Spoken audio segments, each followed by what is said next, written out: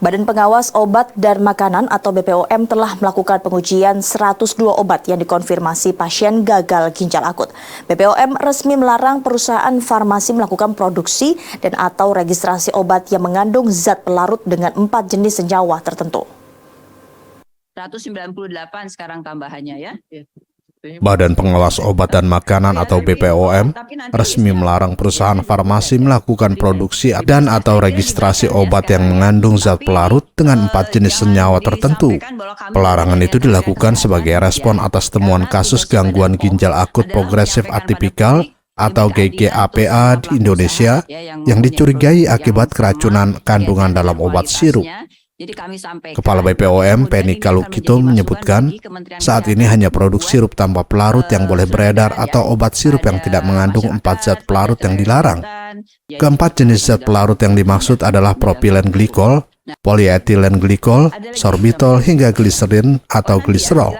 Penny mengatakan BPOM selalu melakukan pengawasan secara komprehensif terkait pemasaran produk obat yang beredar di tengah masyarakat. Sertifikasi, dokumen sertifikasi ya, surat izinnya begitu ya, dikaitkan dengan bagaimana mereka mampu atau tidak memproduksi obat yang baik atau CPOB, cara produksi obat yang baik, bagaimana mereka harus mendistribusikan dengan persyaratan-persyaratan ketat dan Badan POM memantaunya dengan sertifikat cara distribusi obat yang baik yang sudah direview, diberikan oleh Badan POM dan kemudian selalu direview dalam sekian periode ya.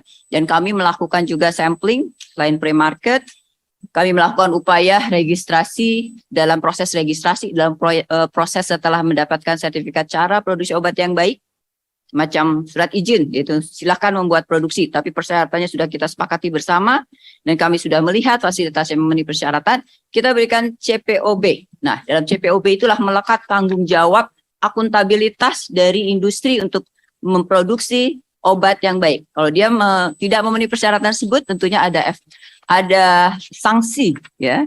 Kalau dalam proses pengawasan Badan POM lakukan, itu proses sanksinya adalah sanksi administrasi ya, sanksi perdata administrasi ya.